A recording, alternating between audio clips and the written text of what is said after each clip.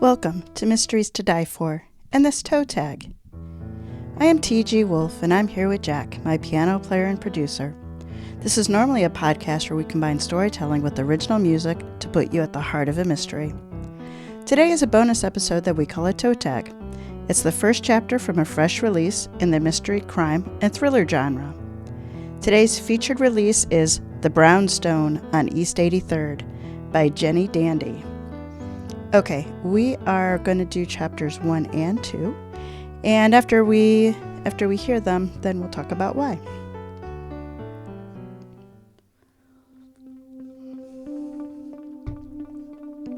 Chapter 1. Frank Jankowski burst through the emergency room doors, his 16-year-old daughter in his arms. He rushed to the front desk, pushed past people in line, and yelled at the staff, tried to get someone to pay attention. Kathy moaned, her sweaty head lolling as if she had no neck. A rushing in his ears drowned out all other sounds, and his eyes darted from one person in scrubs to the next.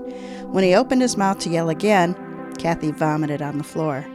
As if a director yelled, "Action!" everyone moved at once. A woman with the wheelchair waved aside the guy with the clipboard and yelled, "He can do that later!" They asked Frank for symptoms, for his daughter's name, and then told the nurse at the desk to page the doctor. The curtain screeched as they yanked it back and deftly placed Kathy on the bed. She looked like a rag doll. More nurses, stethoscopes, pulse ox on her finger. Someone in scrubs pulled him aside to quietly go over the symptoms with him, poking at the iPad she cradled with each thing he said. The nurse turned him away as they inserted an IV in his daughter's arm and led him back to the waiting room to fill out the paperwork. He got as far as Catherine A. Jankowski when his gut roiled, and he clutched the clipboard tighter, knuckles whitening, scalp tingling as he waited for it to pass. He breathed in through his nose, out through his mouth, counting breaths as images of his daughter surrounded by medical staff, machines, an IV hookup swam behind his eyes. Not again. Damn, Susan. He called her, told her they were in the emergency room. "Everything's under control," he said. "Don't worry, I'll explain when you get here." He didn't want her to think it was as bad as it had been a year and a half ago. "Really, it's okay," he said. "It'll be okay." Her worry would make her anxious, and her anxiety would make her yell at him. He pressed the button to end the call.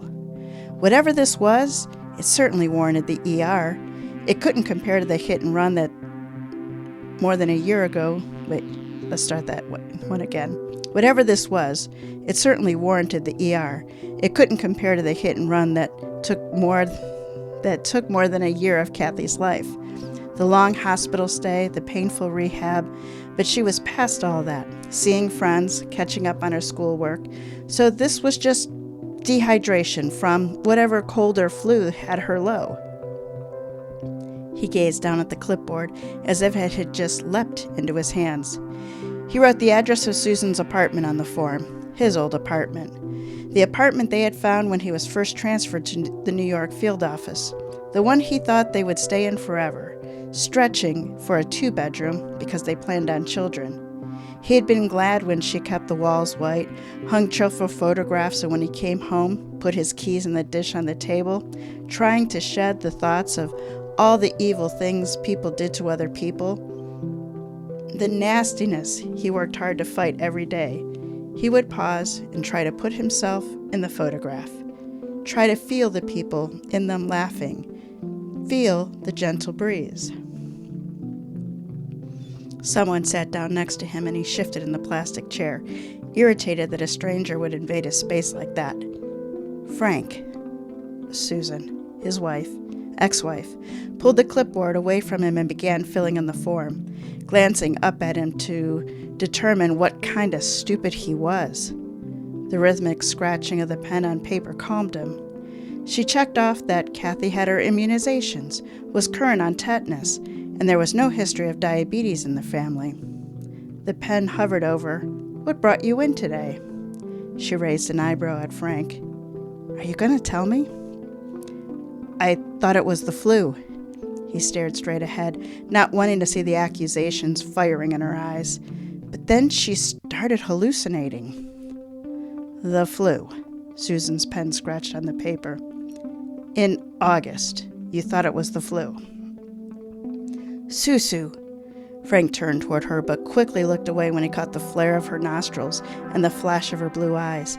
He shouldn't have used his old name for her, but it just slipped out.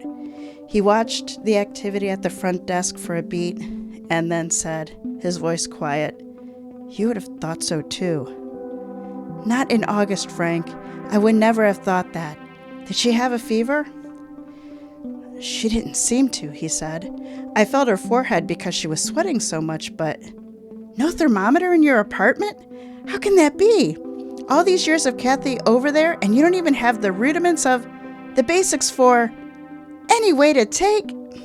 Susan tripped over her words, sputtered in her anger, and Frank stayed still, waited for it to pass. A man a few rows ahead of them tapped on his phone, his 3 children around him squirming and kicking each other, whining at their father, who didn't respond. "Her symptoms?" His ex-wife had taken a neutral tone, perhaps deciding that the paperwork was more important than fighting with Frank. He listed the symptoms in the order they had occurred: the aches, the sweating, the vomiting.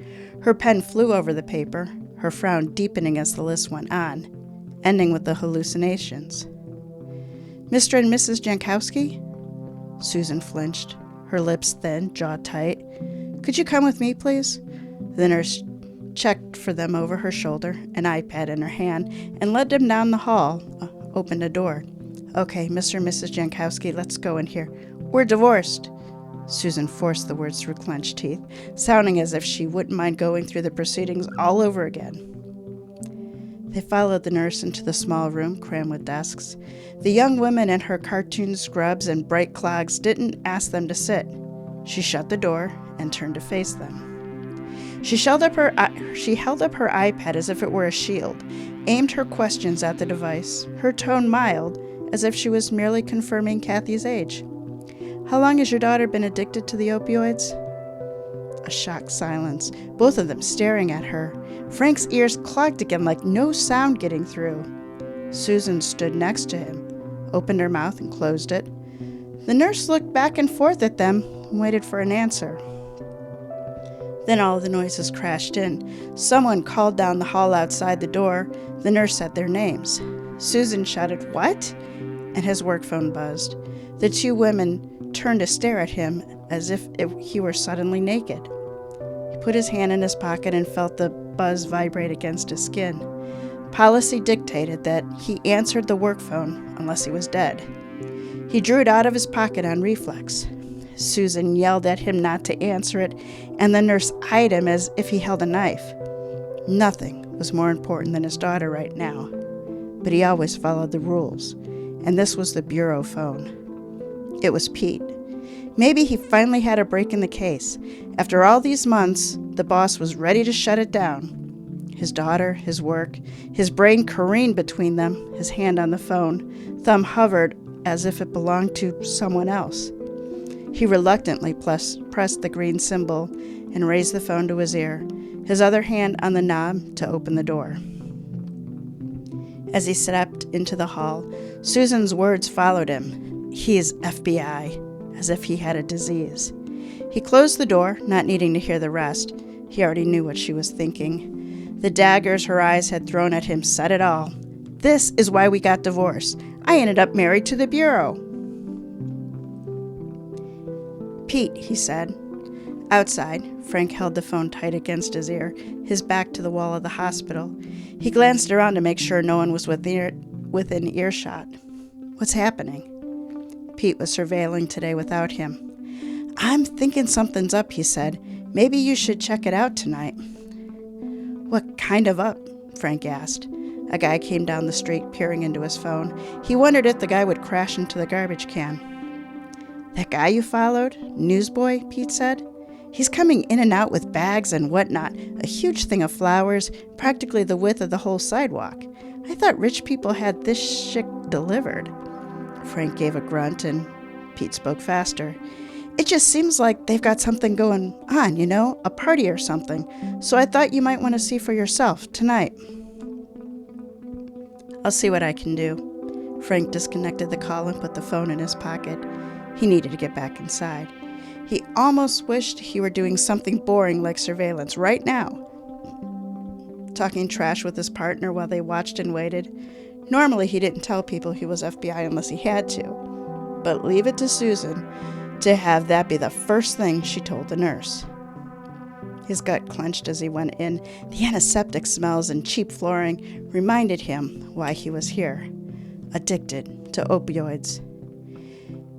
He had to return to that tiny room, though he didn't want to.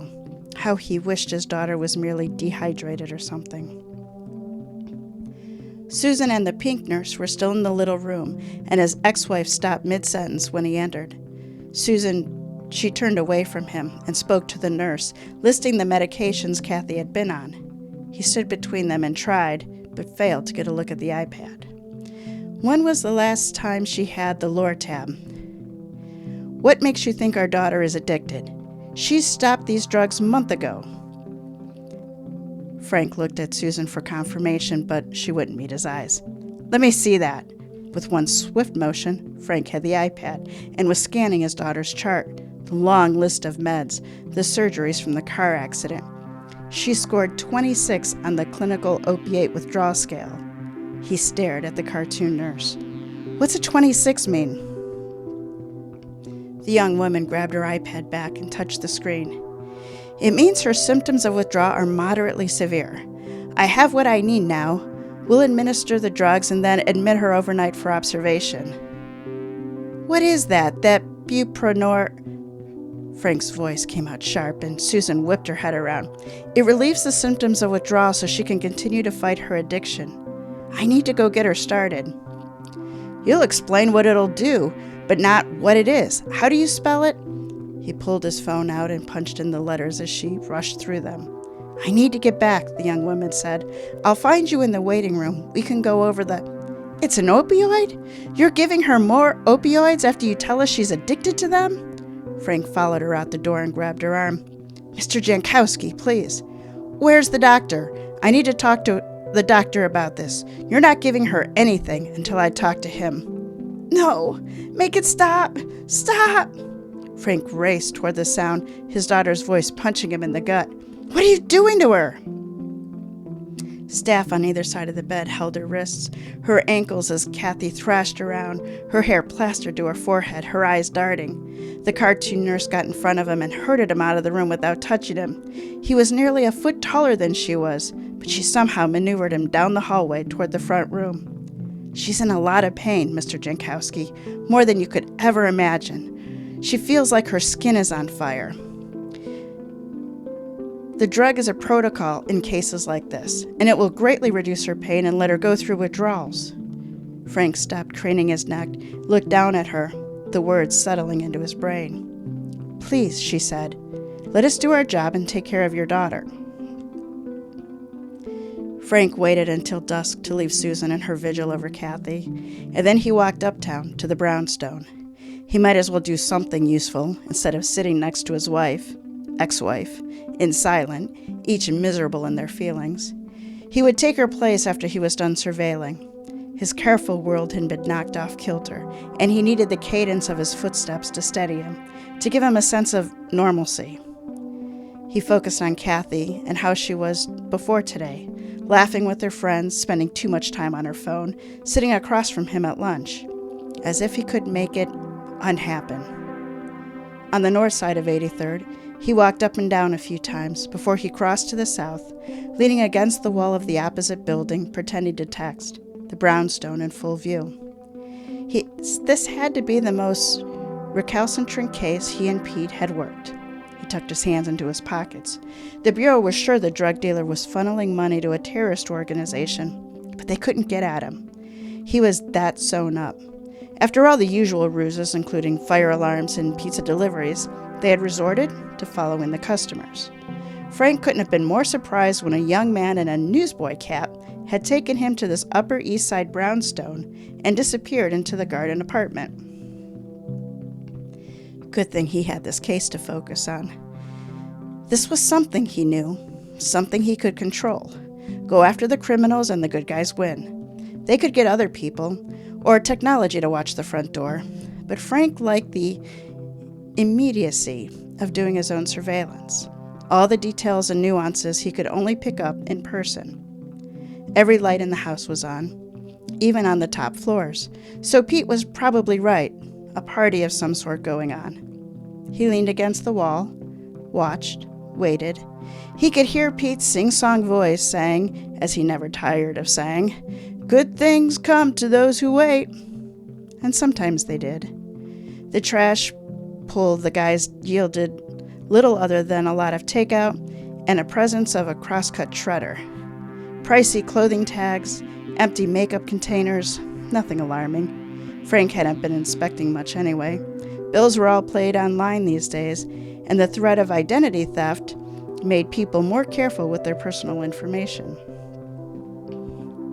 A big silver car glided down the block, idled in front of the building a few seconds, and then drove away. A Bentley? Christ, how did people afford something like that?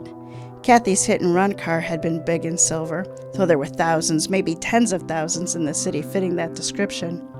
Since no one had seen the license plate, they didn't even know if it was registered in the city. The simmering frustration at not finding the guy, no justice for Kathy, threatened to bubble up, and he focused on the Brownstone. The front door opened, and a couple came down the steps, the man with the phone to his ear. Frank took a quick picture of them. The woman was examining her phone, holding it tight, poking and poking at the screen, desperation in her movements. The Bentley came by again, idling. Must be picking up somebody from the party. The front door opened again, and Frank and the driver looked at the Brownstone, the light spilling down the marble steps, the couple talking as they went. Frank looked at his phone, put it to his ear, and sauntered off as he pretended to talk to the caller, the Gettysburg address standing in for conversation. He lingered on the street long enough, but he needed to observe who exited the premises, who the party guests were. So far, he counted 4 couples. A tall man, a slightly arrogant sneer on his face, paused at the top of the steps and looked down the street. The silver car glided down and the guy descended, waited for the driver to hop out and open the door for him. His hair matched the car, his suit matched his hair, and the slight slouch made Frank think that the guy thought he owned everything around him and didn't care.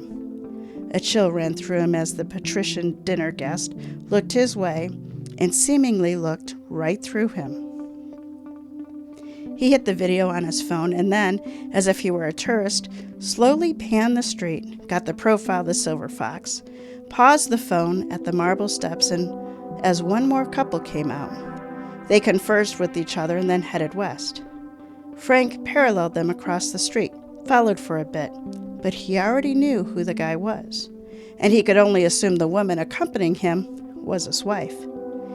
He'd examine the phone footage later for confirmation, but he didn't really need it. Jeff Greenberg's face was routinely splashed across one page or another of the newspapers, usually pictured shaking hands with the chief of police while holding a large poster board check. He let out a silent whistle. Christmas just came early. A plan coalesced as he walked, the possible break in the case causing the usual frisson that ran down his back. He held up a hand at the corner, grinned to himself as the cab angled to the sidewalk. No feeling could compare to a case breaking his way.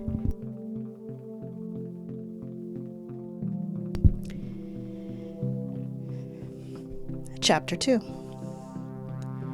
Ronnie took off her newsboy hat, removed the oxycodone from the zippered compartment in the band, hung it on the hook inside her closet door. She touched the fine dark wool. She never owned anything this nice. The suit Miss "I need you looking sharp since you're working for me" bought for her hung on the rod, and she touched that too. Were these really hers? The feline had totally nailed her size and had given them to her. 2 weeks since she landed here, and it had been nothing but training to get ready for tomorrow night. She'd only ever done tray service, and Isabelle Anderson, a.k.a. the feline, spent a long time with her in the dining room, picking apart every move she made. "From the left, sir, from the left. Take from the right. Don't breathe all over me? Stop hovering! The long con, she thought as she searched for a place to hide the oxy, was so much work. Easier to find a wallet when she was desperate, disappear into the crowd. Isabelle's scheme made her head spin. Checkbooks, objects of my affection, ambitious parents. As near as Ronnie could make out, this meant stealing, sex for blackmail, and taking bribes to get their kids into a private school.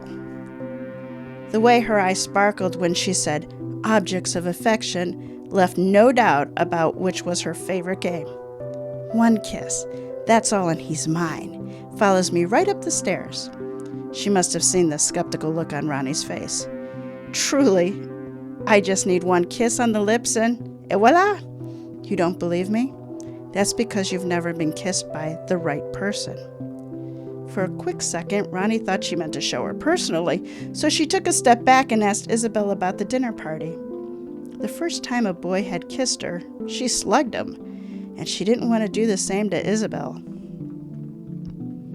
Her boss told her that tomorrow night she needed to land her next checkbook, someone who would donate huge amounts to her foundation, whatever that was. The oxy was a favor to a few friends, Isabelle said, something to keep them happy and bring in a little extra cash. Carry out, she called it, because she couldn't bear to say the name, admitting she was dealing. Ronnie opened cupboards, found them full of stuff, vases, ugly ashtrays, lots of old magazines, and, hello, a box, all stained glass with a big metal turtle-looking thing where you open it up. The perfect size for all the little bags of blue 30s. And Ronnie stuffed them all in there. Now, where to keep the box full of oxy until she was ready to pass it to Isabelle's guests? Back in the cupboard, under the bed, top shelf of the closet, the freezer? No. Right here on the coffee table, hidden in plain sight. Veronica!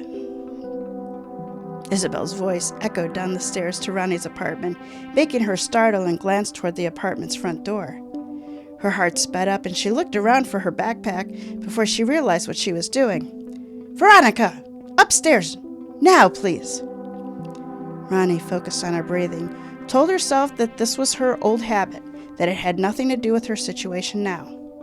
Growing up, if someone yelled her name like that, she would instantly run, knowing it was better to return when the person, usually her father, had calmed down, or in his case, passed out. She sucked in some air and headed for the stairs. Why had she told Isabelle her full name? No one had ever called her that. It was as if the woman had some invisible power that made Ronnie share her secrets. She never told anyone her full name, especially since her brothers always teased her with it. Claimed her mother had named her after a girl in a comic book. Coming, ma'am, she yelled up the stairs, not sure which floor Isabelle was on. These brownstones were narrow and tall, practically one room per floor, and Isabelle could be anywhere. Ronnie stopped short at the top of the stairs. Isabelle stood with her arms folded across her chest, one finger tapping on her slender arm, her eyes narrowed, her eyebrows lowered. Do not shout in my house. Yes, ma'am. And do not call me ma'am. I've told you that. Isabelle pivoted on her heel and marched toward the kitchen. Ronnie glanced over her shoulder toward the front door and then trailed after Isabelle. What did you think this was? Isabelle held up a small, square tablecloth. Tags stapled to the corner. The pink plastic from the cleaners balled up on the counter like cotton candy. Did you think I was hosting a doll's party? Honestly. Isabelle crumpled the offending cloth in her hands and thrust it at Ronnie. Take this. I don't care what you do with it. I have no use for it. But get one that will fit this time. Isabelle went to the cupboard and pulled out a coffee cup, a silly, delicate thing, paper thin, like it would break if she breathed on it. Her boss poured herself about an ounce of coffee and leaned against the counter to eye Ronnie over the rim of the flowered china. I can throw together a very successful party with just about anything, but even that would look ridiculous. She set the cup down, a clink on the counter marble top. Now that I have you, I can be more exacting. The dinner party tomorrow night is vital to my plans. Tonight is for practice. Ronnie focused on refolding the material so she didn't have to look at Isabelle. Wouldn't say to her what she was thinking. You get what you get. It hadn't been easy grabbing it off the van without getting caught. And here is a list of other things we need for tonight and tomorrow night. I'm sure that this time, she raised one eyebrow at Ronnie, everything will be to my satisfaction. Her eyes flickered over Ronnie's face, and then she went out of the kitchen, the cup on the counter, waiting for Ronnie to wash it. Ronnie wanted to give the back of her blonde head the finger, but didn't dare. The lady had eyes in the back of her head. She headed down to her apartment, conscious of her footfalls on the carpeted stairs. Isabelle was probably counting each one, following her even though she was somewhere else in the house. Shit, she's tough. Ronnie changed into her suit and shoved Isabelle's list into her pocket. And all this stupid training. How to open the door before they ring the bell. Hang up their coats. Check the pockets for money and trade it for oxy. How to serve.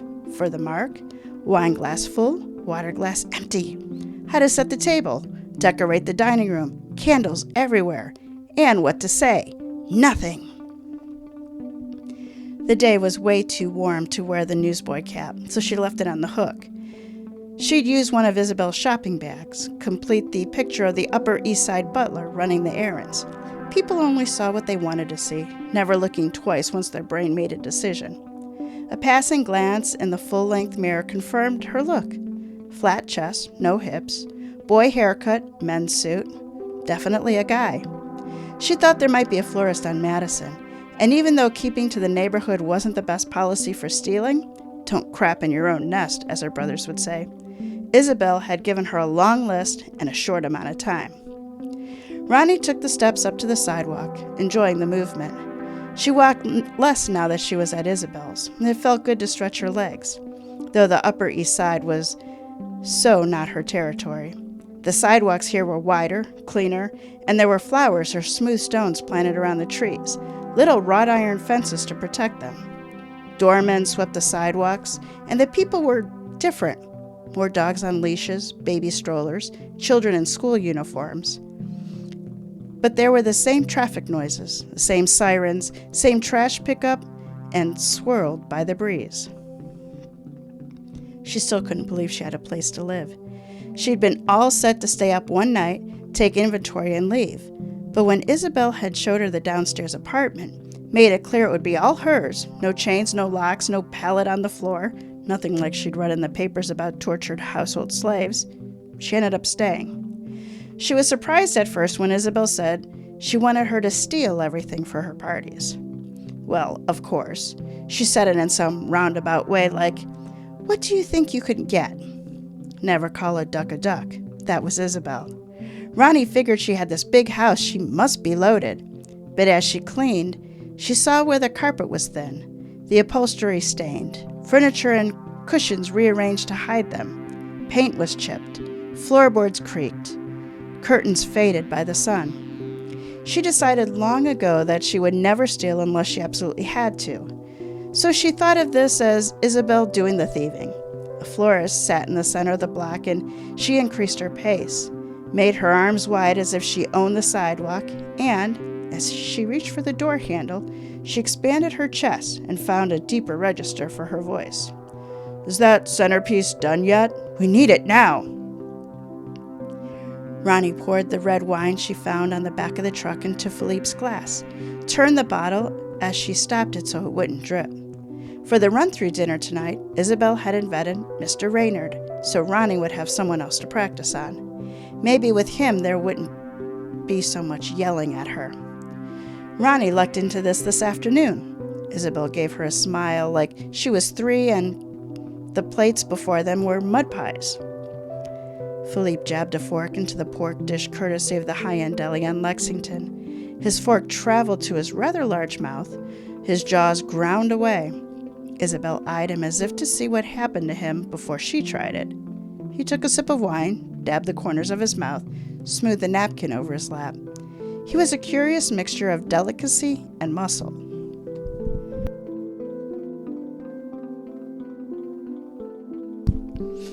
Have you tried this? Philippe threw Isabelle a look, turned his beefy back to scan Ronnie.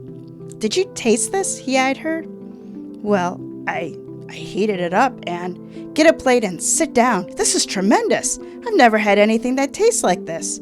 He forked another heap into his mouth. Ronnie eyed Isabelle, and Isabelle looked between them, torn no doubt between pleasing him and training her. Come, sit with us. Philippe patted the tablecloth. Ronnie stepped out of his line of sight and threw Isabelle a silent question. Isabelle moved her head a whisper to point to the empty spot opposite Philippe. So Ronnie went into the pantry and grabbed a setup, then the serving dishes too. Philippe might want seconds. She slid into the chair without pulling it out so she wouldn't have that awkward scooching of the chair with herself in it. She eyed the big guy across from her, his head bent over his plate, his shoulders wider than the chair. He gestured at her with his fork and grinned. Casse au lait. He waved the spoon. So much better than those silly restaurants that don't know how to feed a person. Isabelle whipped a glance at him, no doubt wondering if that was a criticism of her choice of restaurants. He must know her well to get away with that. No, but my dear, Philippe patted Isabelle's hand, I never feel like get enough to eat. All those fussy little things as if they think it should go straight into a museum and not provide sustenance for the stomach. He was too polite to pat his stomach, but Ronnie looked at it anyway. Flat, muscular under his starched shirt. Her hand stilled under Philippe's great big one. Isabelle eyed Ronnie. Ronnie could practically see the gears turning as if she was sizing up this new competition. Isabelle smiled at Philippe. Isn't she a gem? He suppressed a burp, settled into his chair. So tell me, is it true what Isabelle told me? That you stole her bracelet at that gala? Yup. Ronnie scraped at the last bite of her plate. Leave it to the French to have a fancy name for pork and beans. But she caught me. No one ever caught me before. Might as well toss her a bone. She still didn't know why she stole it that night, like Isabelle had cast a spell over her. Out of the corner of her eye, she saw her boss relax, a satisfied smile traveling from her lips to her eyes. There I was. Isabelle swept an arm as if raising a curtain on a scene, charming a crowd of handsome rich men, all drinking in my every word. Just as I'm sure I have hooked them, sure I'll be taking at least one of them home with me. You are so beguiling. Philippe grabbed up his napkin and touched the corner of his mouth. They turn to you because you're so striking, and then you capture them with your charm. His eyes twinkled at Isabelle.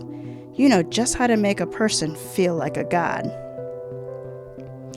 So there I was, Isabelle started again, her voice a little louder, already knowing how wealthy this man was, knowing just what he needed to hear, and he was practically drooling. And what happens but... Oh, I wish I had been there to see this. Philippe turned to Ronnie. You see, they can't help it. Like flies, they can't get free of her web. But then, he gave Isabelle a smile. Very few really want to. That's why she's so successful. I should know. He patted Isabelle's hand again. I've never gotten free of you, have I? Ronnie didn't know what was more interesting in the conversation, the way Philippe kept interrupting, or the charms of Isabelle. She had seen for herself the way the woman pulled people in and held them there. You'll be here forever, darling. Isabelle gazed at Philippe and then removed her hand from under his. But don't you want to hear my story? The man was completely in my sway. The whole group was. And then... She gave Ronnie a toss of her head. Little Ronnie takes my bracelet right off my arm. Surprise and delight widened Philip's eyes, and Ronnie gave a little shrug, hoping to turn the attention back to Isabelle. It's true, Isabelle said, as if she wanted to pat Ronnie on the head. You were good, the way you held up the tray and waited for everyone to laugh at what I said. And quick as lightning, too. She turned to Philippe, made sure his eyes were on her. But I knew the second she had done it, and I never let her out of my sight the rest of the evening. Until I was cleaning up, Ronnie said. And then I found her, Isabelle said, and demanded she return it. You did? No need of my services? Philippe's eyes crinkled at Isabelle. Oh, I channeled you, though, Isabelle said. I needed to act tough. She was working my crowd, you see. What did you do? Philippe's soft brown eyes didn't leave Isabelle. She said she'd rip my balls off if I didn't give it back. Philippe looked back and forth between them. A low, rumbling growl turned into laughter that moved to his chest but barely left his mouth. Isabelle folded her napkin. Her bare shoulder gave a tiny shrug. I didn't know. How was I supposed to know? She was in disguise. Philippe's shoulders were moving up and down, little hee-hees escaping his lips. Isabelle slid back into her chair. Ronnie, we'll have our coffee in the living room, she said as she rose to her full height. Come, Philippe. Time for the children to do the dishes. Huh. How many Ronnies did she think there were? Well, Cinderella couldn't stay at the ball forever. Ronnie slid the doors closed behind them, and the room seemed much smaller. The funny thing was, Isabelle had told her to keep the bracelet. It'll be a reminder to me, she'd said, though of what, Ronnie didn't have a clue. She stacked and cleared, loaded the tray onto the dumbwaiter. She did want to work it off, though. Fair was fair. Now she thought, as she scanned the dining room, what the hell was she going to serve tomorrow night? The next night, Isabelle's mark was Harburger, the guy sitting to her right, so Ronnie made sure his wine glass was topped off and his water glass was empty. More than once she'd seen him go for the water, find it empty, and pick up the wine instead. She almost laughed out loud. Isabelle worked him over the same way she had worked the crowds at the charity ball. She spoke softly, so he had to lean in to hear her. She touched his arm, twinkled her eyes at him, tossed her head and laughed that laugh as if he were the funniest thing on earth and the only one in the room. As Ronnie made a move for the wine decanter on the sideboard, Isabelle shook her head the tiniest bit. She looked over the table. Most of them had put their knife and fork across the top of their plates, and Isabelle had said they would, so she began to clear. In the pantry, she stacked the china, silver, and crystal and put them in the dumbwaiter thing to send them to the kitchen. She had just passed through the dining room when Isabelle rose to announce coffee and dessert. Her voice was drowned out by the unmistakable crash of china and crystal. Ronnie's pulse quickened, and she swallowed hard, a glance at Isabelle. In the dead quiet that followed, in the split second while everyone else's head was turned toward the sound, Isabelle sent Ronnie a look that could have set her on fire. Isabelle laughed a short laugh and said, I just love a grand finale, don't you? Come, we'll all go back to the living room. She didn't look Ronnie's way, but Ronnie didn't think for 1 second she was safe. She'd seen the lightning around Isabelle's eyes, picked up on the fake laughter. Ronnie stood frozen, and everyone filed out in silence. She didn't like that look, not one bit. She should run, race down to her apartment and throw all her measly things into her backpack, put on her newsboy cap, grab some food from the kitchen, maybe go back down and take the pillow off of her bed. Oh, and go back up to the kitchen and find a water bottle and make sure she had enough food for several days. Find something she could sell, maybe several things, though not something Isabelle really cared about. Then out the door and back on the cold, dirty streets. But how could Isabelle blame her for the dumbwaiter breaking? Better she finished out the evening and hope Isabelle saw reason. She searched the cupboards in the tiny pantry for a large tray. Why would she care? She had so much china, so many glasses. At least the silverware wasn't broken. You couldn't break a silver fork, could you? The coffee service was waiting on the narrow counter. She served the dessert and coffee and do her absolute best job so she could rest for the night. Isabelle would see that she needed her, see that she couldn't just kick her out. Maybe she would just yell at her, if that's what you could call that low, clipped voice that jabbed her like ice shards. Everyone wanted coffee, and no one wanted pastries she'd worked hard to grab, even though they were so nicely arranged on a fussy plate with an even fussier doily underneath them. Ronnie hung around the living room, trying to disappear, catching bits of conversation. How did these people not fall asleep on each other? Okay, Isabelle, Bitsy commanded from deep down in the couch cushions. You must tell us what your foundation is up to. She waved the brochure Isabelle had printed up yesterday. On the cover, a dirty little girl with big brown eyes hugged a violin like it was her baby sister. Scraggly palm trees waved behind her. Conversation around the room died out, and the heads turned toward Isabelle, where she posed in front of the mirror of the fireplace. She turned to place her coffee cup and saucer on the mantel, as if she didn't know all eyes were on her. "Oh, it's nothing," she said to the room. "Just a little project to keep me out of trouble." At this, she glanced down and turned the gold cuff on her wrist back and forth, as if not used to speaking to a crowd, to talking about herself. Ronnie, coffee pot midair, stopped to watch. How had she done that? She seemed shy, almost embarrassed. That sure was something. Predictably, a chorus of mostly female voices protested that they really wanted to hear, and so, of course, they coaxed her to explain how music was so important and so out of reach for so many people.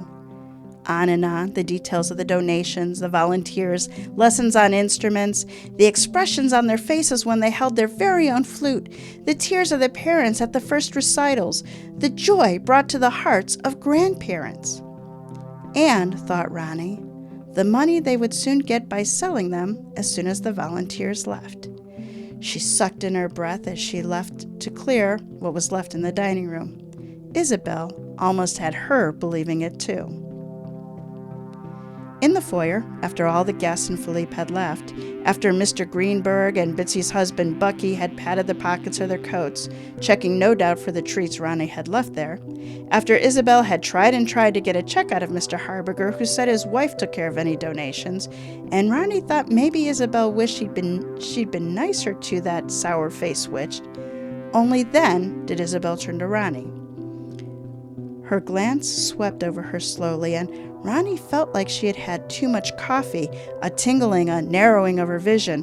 Her feet were glued to the black and white tile. What was that all about? Isabelle's eyes narrowed at her. She spoke in her lowest, quietest voice possible. It made Ronnie think of a snake. She almost wished Isabelle would hit her and get it over with. But she didn't seem like the hitting type, and somehow that was much worse. There she stood, seeming taller than she had earlier, looking down at Ronnie and just breathing. Ronnie didn't think she should answer. "You just cost me a major donation." She began pacing the entryway like a panther, and Ronnie backed against the wall to give her plenty of room. "How do you think I provide you with a place to live? Where do you think the money comes from? I needed that checkbook." If Ronnie left now, she would be able to go out the front door before Isabelle could grab her, and all she would have to her name was her butler uniform. No backpack for a pillow, no fancy wool hat, no cash, no knife, and she'd be leaving behind the picture, the only thing she had of her mother. Isabelle stopped to point a long painted nail at her. "You'll clean it all up tonight. I don't care how long it takes. And I don't want to see one speck of anything in the morning. I'll assess the losses then and tell you what you owe me." She turned her back on Ronnie and headed for the stairs, then spun back around so fast she was like a big silky silver blur. "But if the Harbingers don't come through, you'll be working for me a whole lot longer." All right, so that is the first two chapters of the Brownstone on East 83rd. I told you I would tell you why we are reading the first two, and that is because this story has two storytellers, Frank and Ronnie. And I thought you needed to hear each of their, we'll call it not origin stories, but origin chapters in the book to get a real sense of this story. So the Brownstone on East 83rd is a caper crime story. Ronnie Charles is a street kid, a self-taught thief, a butler, a cook, and an errand boy to Isabelle Anderson. FBI Special Agent Frank Jankowski is after a drug dealer, and his only way into the closed network is through the lady at the top of society herself, Isabelle Anderson. When it comes to the game of cat and mouse, one thing is certain, Isabelle is all feline. Bottom line, the Brownstone on East 83rd is for you if you like capers, where the players are bold, beautiful, and brutal. All right, as I mentioned, this story is told in alternating voices of a young Ronnie Charles and the FBI agent Frank Jankowski. On the street since she was 16, Veronica Ronnie Charles is a slim young woman who readily passes as a young man. It's in this disguise as Ron that she steals everything her benefactor Isabelle Anderson needs to put on the parties that fund her lifestyle. Ronnie is a quiet, introspective hero who has learned how to survive. I think you saw bits and pieces of that as she was going through surviving, living with Isabelle. She is physically quick and nimble, intellectually cunning, and loyal to a very select few. Frank Jankowski is part of a 2-agent team investigating a drug dealer who is funneling illegal arms. To get to the dealer, they begin following customers, including Ronnie, assumed to be a young man in a newsboy cap. Ronnie leads Frank to the Brownstone on East 83rd, and Frank goes undercover as Peter Franks to meet the Brownstone's owner, the socialite Isabelle Anderson, and infiltrate the drug network. The unusual pairing of a mid-career FBI agent with an early 20s, quote, domestic, who would normally be a supporting character, works very well. Through Frank, we see the setup of the FBI and his direct interactions with Isabelle. Through Ronnie, we see Isabelle's lavish lifestyle and the behind-the-scenes ministrations that perpetrate the illusion. The main storyline is a caper. Isabelle thinks Frank is a rich businessman and she lines him up as her next mark. Using the FBI's money, Frank feeds Isabelle's ego to work his way into the grift. It is there that Frank notices the young man Ron, an enigma. Ron has no last name and no history. So let's get into the meat of it. So do our two storytellers drive the story? Overall, this story is driven by Isabelle. Frank skillfully inserts himself into her story. He doesn't drive the story as much as enable Isabelle to drive it, collecting evidence in her wake. Ronnie is an observer, not driving the story, but allowing us to see it unfold. Usually, it's a weakness of a story when the primary characters do not propel the story forward, but here it's actually a mark of the very excellent writing. We see the push and pull of the caper from a credible and unusual point of view. Frank and Ronnie each have a subplot. Frank has the additional storyline of his now missing 16-year-old daughter, Kathy. Made into a narcotics addict by pain meds following a hit and run, he rushed his daughter to the ER to discover she was in withdrawal, that you all got to hear. After he and his ex-wife placed her in rehab, she escaped and is now somewhere in New York City. As you would expect, Frank's search for his daughter consumes all of his time when he's not on the case. Ronnie wants to visit her brother's grave. The problem is, he was buried by the prison system, and to get to the island where the cemetery is, you have to have ID.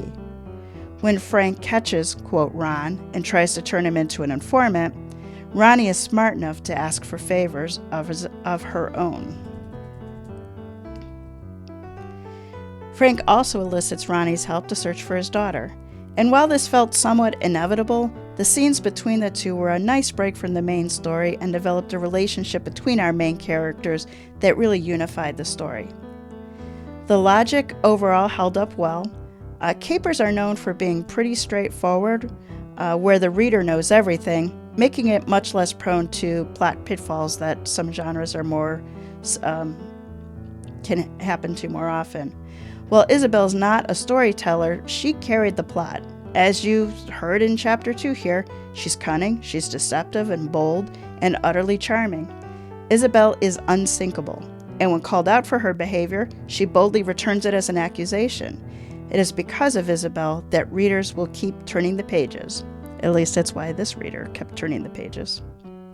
There really isn't much to pick on with this book. It was well paced, taking the time to set up the caper without dragging it out too long. Some readers may feel the subplot of the search for Frank's daughter distracted from the main story. If so, this was minor, and the opportunity for Frank and Ronnie to work together contributed to the overall strength of the ending. Caper lovers, this one is for you.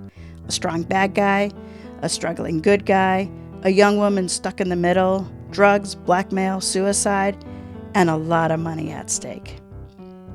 So The Brownstone on East 83rd was released from Level Best Books and is promoted by Partners in Crime Tours. It's available from Amazon and other book retailers. Allow me to introduce you to our author, Jenny Dandy. So Jenny is a graduate of Smith College and the Lighthouse Writers Workshop book project. Though she has lived and worked from Beijing to Baltimore, from Northampton to Atlanta, it was New York that held on to a piece of her heart. She now lives and writes in the Rocky Mountains, where she would never lift a wallet or scam her dinner guests. Wondering what to read after you finish the Brownstone on East 83rd? Partners in Crime Tours is your ultimate destination for all things mystery, crime, thriller, and cozy. Since 2011, they've been working to fill bookshelves with gripping and heart-pounding reads. Discover new mystery series and connect with other fans with Partners in Crime. Look up Partner in Crime Tours on the web and your favorite social media. Links are in the show notes. And authors, whether you're looking to promote your latest thriller, discover a new mystery series, or connect with fans of the genre, PICT has you covered. Check out their promotion options and that come with the personal attention of a dedicated coordinator. I said all of those letters. Join us next week for Mysteries to Die For Season 8, Anything But Murder. Our story is Ace of Hearts by Margaret S. Hamilton, where witness intimidation is our murderless crime. All right, Jack, take us out.